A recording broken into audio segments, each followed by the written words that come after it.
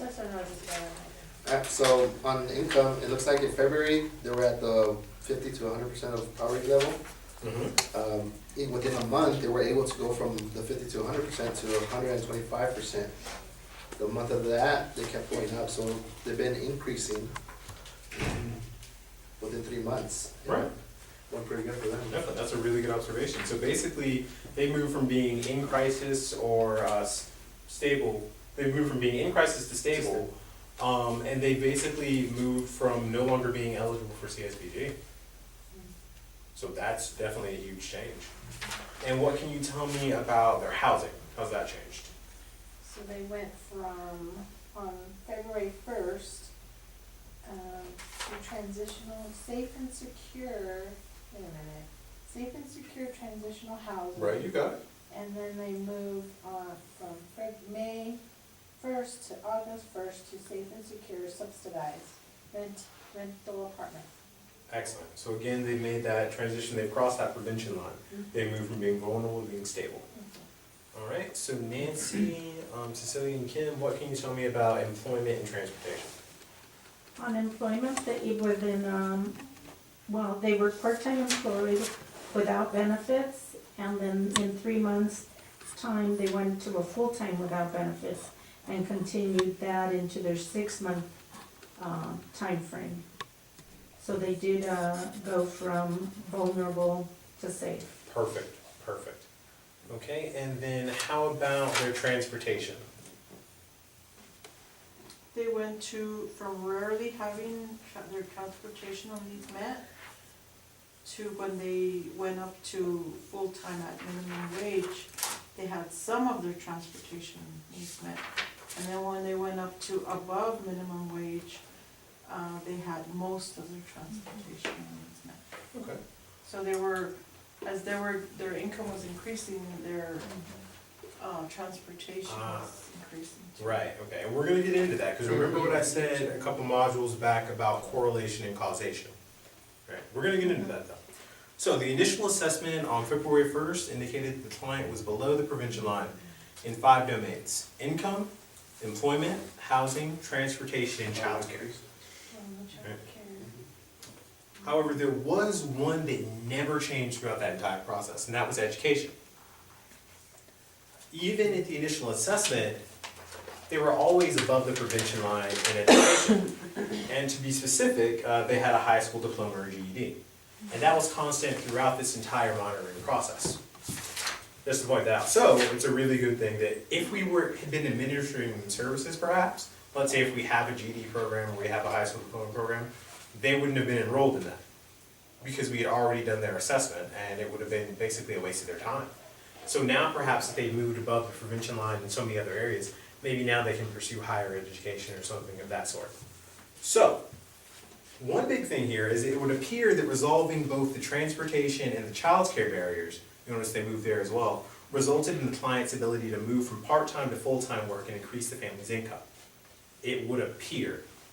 That's a really big point. Because for all we know, yes, once they were able to access public transportation perhaps, once they were able to do that in a reliable way, maybe then they were able to hold down a full-time job because they could get back to work, back and forth to work on time. Or maybe their income increased first, and they were able to use that to purchase a car. We don't know according to the scale. Again, correlation is not causation.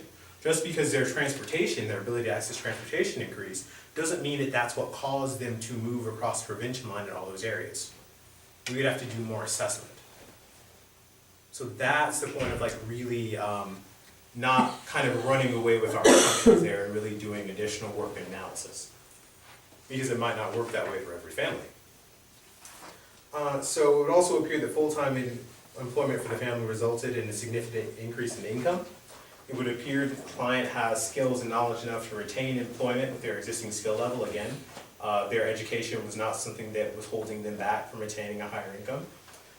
It would appear that childcare moved the furthest. If we look on the scale, they went from being, on February 1st, right, they went from being vulnerable all the way up to safe. So that was a huge increase. Children were enrolled in licensed subsidized childcare. But that could be due to special circumstances related to the employer. Maybe the employer had a childcare option at the office.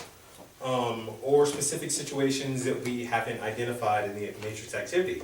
For instance, thinking we have the child and adult food care program here. Perhaps a child and adult food care provider started operating in their neighborhood. And then they were able to enroll their child in that program, and that provided healthcare. Again, our matrix isn't perfect, it doesn't capture that. So there may be additional findings resulting from the group's response. So, just to sum up what we've done here, our key point summary, an outcome scale is a continuum that describes different states or conditions of status. Outcome scales are used to measure incremental change. Any movement in a positive direction of the outcome scale is considered movement towards self-sufficiency, even if the movement is from in crisis to vulnerable. There's a significant difference in outcomes placed in vulnerable and stable benchmarks. Movement from vulnerable to stable is a transition from dependence to independence. Only one outcome is placed in each outcome benchmark unless assigned an individual score. So that's our 8A, 8B, or 6A, 6B, what have you. If the individual benchmarks on the outcome scales, it is the individual benchmarks on the outcome scale that are reportable outcomes. If benchmarks on the outcome scale are not written in outcome language, they are reportable. If they are written in outcome language, they are reportable. It is not appropriate to report that the client moved up one benchmark on the outcome scale. Again, so we wouldn't report that to a funder. An outcome matrix is a series of scales arranged side by side. An outcome matrix is used to capture a client's progress, as we just saw with our activity. Incremental change across more than one scale, program or service. The outcome matrix is introduced to demonstrate how community action's comprehensive approach to service delivery results in movement towards and achievement of self-sufficiency. And finally, the outcome matrix also provides a framework for documentation and accountability.